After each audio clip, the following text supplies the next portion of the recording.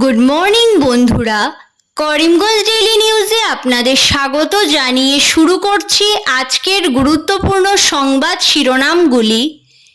বিনা টিকিটে ট্রেনে ভ্রমণ করলেই এবার থেকে বিপদে পড়তে হবে যাত্রীদের।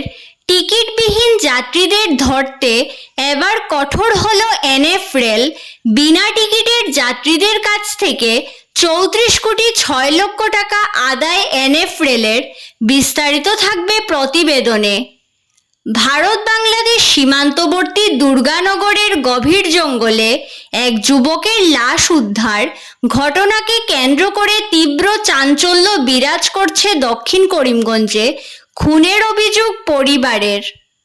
বরাকের ভাঙনে নদী গর্বে বরযাত্রাপুর জিপির রানীনগর পিএইচই প্ল্যান্ট।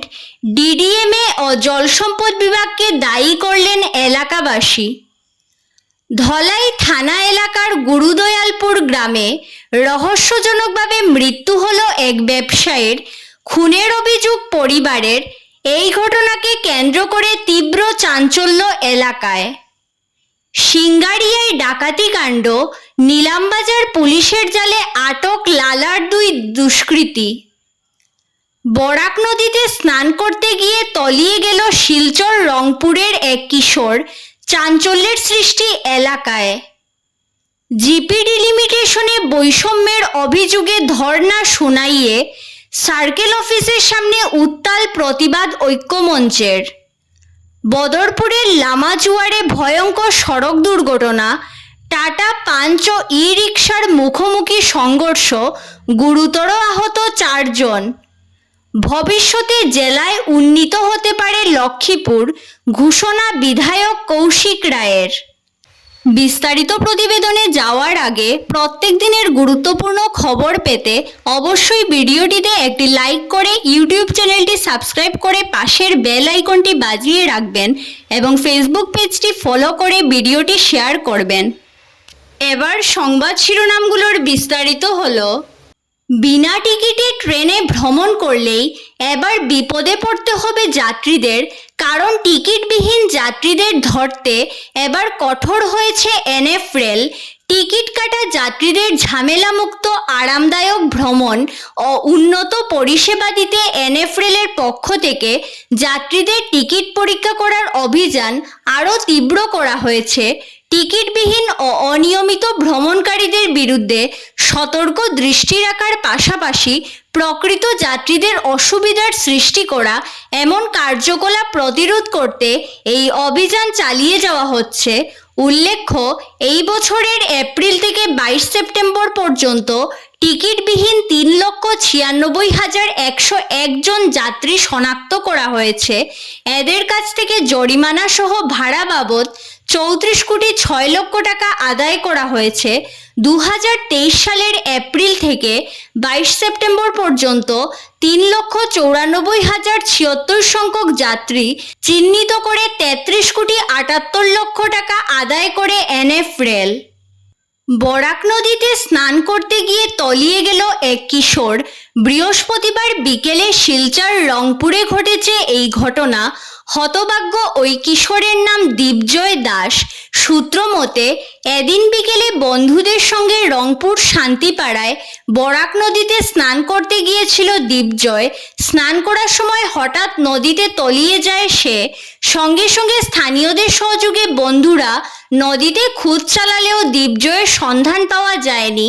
পরে খবর দেওয়া হয় রংপুর পুলিশকে। খবর পেয়ে পুলিশ এসডিআরএফ জওয়ানদের নিয়ে ঘটনাস্থলে পৌঁছায়। এসডিআরএফ জওয়ানরা নদীতে তল্লাশি চালান। প্রায় 2 ঘন্টা নদীতে তল্লাশি চললেও দীপজয়ের সন্ধান পাওয়া যায়নি। ভারত বাংলাদেশ সীমান্তবর্তী দুর্গানগরে গভীর জঙ্গলে এক যুবকের লাশ উদ্ধারের ঘটনাকে কেন্দ্র করে তীব্র চাঞ্চল্য বিরাজ করছে দক্ষিণ করিমগঞ্জে। ঘটনাটি খুনের বলে সন্দেহ করা হচ্ছে। পরিবারের অভিযোগ, যুবকটিকে হত্যা করে তথ্য লোপাটে লাশটি জঙ্গলে ফেলে দিয়েছে দুষ্কৃতকারীরা। তদন্তে নেমেছে নিলামবাজার পুলিশ।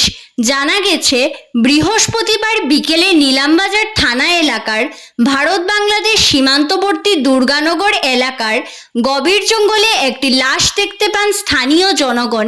বিষয়টি স্থানীয় পুলিশে খবর দেন। নিলামবাজার পুলিশ ঘটনাস্থলে পৌঁছে স্থানীয় সার্কেল অফিসারকে খবর দেন।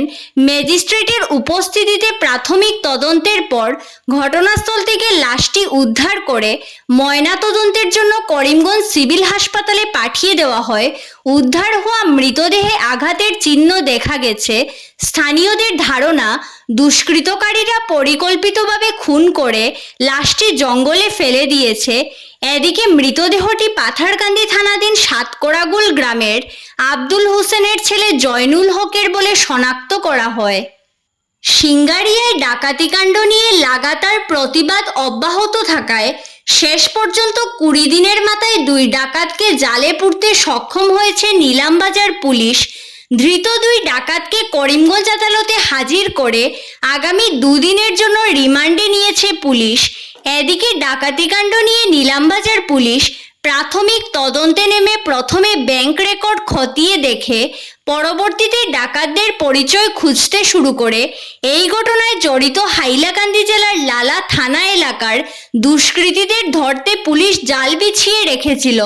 লালা পুলিশের সহযোগিতায় নিলামবাজার পুলিশ বুধবার গভীর রাতে সাঁড়াশি অভিযান চালিয়ে সফলতা লাভ করতে সক্ষম হয়। প্রাপ্ত খবর মতে লালা রাজ্যেশ্বরপুর থেকে গ্রেফতার করা হয়েছে আতাউর রহমানের পুত্র আলী হোসেন ও তার সহযোগী তাজউদ্দিন নামের 2 ডাকাতকে। বুধবার রাতেই ধৃতদের নিয়ে আসা হয় নিলামবাজার থানায়। ধৃতদের প্রাথমিক তদন্তের পর এদিন করিমগঞ্জ আদালতে হাজির করে আগামী 2 দিনের জন্য পুলিশের রিমান্ডে নিয়ে আসা হয়েছে। বরাক নদীর ভাঙনে বরখোলা বিধানসভা কেন্দ্রের বরযাত্রাপুর জিপির রানীনগর পিএইচই প্ল্যান্ট নদীগর্ভে চলে গেছে। 2008 সালে এই প্ল্যান্টটি চালু করা হয়েছিল, আর ওই বছর থেকেই নদী ভাঙন শুরু হয়। প্রতি বছর ভাঙন ক্রমশ তীব্র হতে থাকে। ভাঙন প্ল্যান্টের দিকে ক্রমশ এগিয়ে এলে পিএইচির পক্ষ থেকে বিষয়টি অবগত করানো হয়েছিল ডিস্ট্রিক্ট ডিজাস্টার ম্যানেজমেন্ট, জেলা প্রশাসক সহ জলসম্পদ বিভাগকে। ভাঙন প্রতিরোধের পদক্ষেপ গ্রহণের জন্য বিভাগের তরফে সংশ্লিষ্ট কর্তৃপক্ষের কাছে আবেদনও জানানো হয়েছিল, যদিও ডিডিএমএ জলসম্পদ বিভাগের তরফে বিষয়টিকে কোনো গুরুত্ব না দেওয়ায় পুরো প্ল্যান্টটি নদীগর্ভে চলে গেছে। এদিকে জলসম্পদ বিভাগের বিরুদ্ধে ক্ষোভ উগরে দিয়েছেন এলাকার জনগণ। এলাকাবাসী অভিযোগ করেছেন, বরাক নদীর ভাঙন তীব্র হতে থাকলে বিধায়ক মিসবাউল ইসলামকে বিষয়টি জানিয়ে তার হস্তক্ষেপ চাওয়া হয়েছিল, যদিও সরেজমিনে ভাঙন পরিদর্শন করতে দেখা যায়নি তাকে। নদী ভাঙন প্রতিরোধে উপযুক্ত পদক্ষেপ গ্রহণের জন্য রাজ্যের জলসম্পদ মন্ত্রী পীযূষ হাজরিকা, শিলচরের সাংসদ পরিমল শুক্লবৈদ্য, কাছাড়ের নবাগত ডিস্ট্রিক্ট কমিশনার মৃদুল যাদবের হস্তক্ষেপ দাবি করেছেন এলাকাবাসী। ধন্যবাদ সবাইকে। আরও নতুন নতুন খবর পেতে করিমগঞ্জ ডেইলি নিউজ পেজটিকে ফলো করে সঙ্গে থাকুন।